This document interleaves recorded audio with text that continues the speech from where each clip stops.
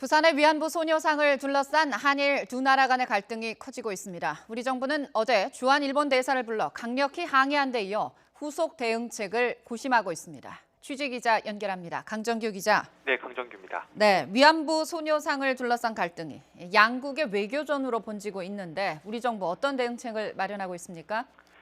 네, 아직 뾰족한 후속책은 나오지 않은 상황입니다. 외교부는 일단 어제 윤병세 장관이 주한 일본 대사를 직접 불러 항의한 만큼 양국의 외교 공방전이 일단락됐다는 입장인데요. 향후 예상되는 일본의 추가 공세를 검토하고 대응책을 찾고 있습니다. 앞서 일본 정부는 부산 총영사관 앞에 소녀상이 설치되자 주한 일본 대사를 본국으로 불러들였습니다.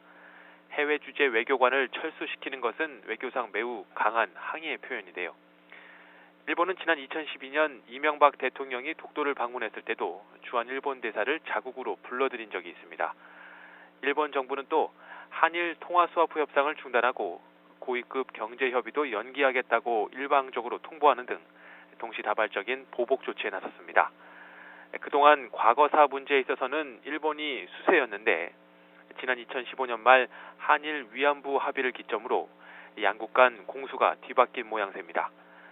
게다가 우리 정부 스스로 한일 위안부 합의가 되돌릴 수 없는 조치라고 선언한 만큼 더 이상 반론을 제기하기도 어려운 상황인데요.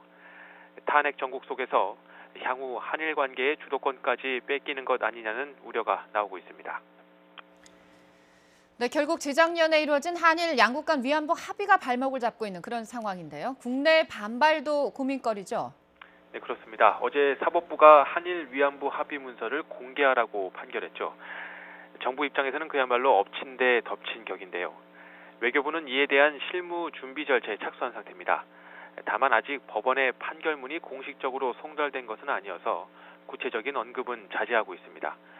주말 동안 시간을 두고 재판부의 판결 취지와 여론 동향을 살펴본 뒤 합의문의 공개 범위 등에 대해 결정할 방침인데요. 앞서 서울행정법원은 민주사회를 위한 변호사 모임이 외교부를 상대로 낸 정보공개 소송에서 민변 측에 손을 들어줬습니다.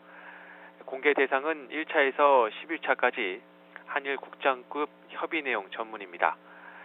재판부는 일본군 위안부 피해자 합의로 피해자를 비롯해 대한민국 국민이 일본 정부가 어떤 이유로 사죄와 지원을 하는지 그 합의 과정이 어떤 방식으로 진행됐는지 알아야 할 필요성이 크다고 지적했습니다.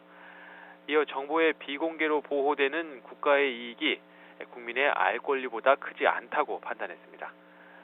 한일 협상의 내막에 국민 정서상 받아들이기 힘든 부분이 있을 경우 위안부 합의를 철회하라는 국내의 반발 여론은 다시 격해질 것으로 보입니다.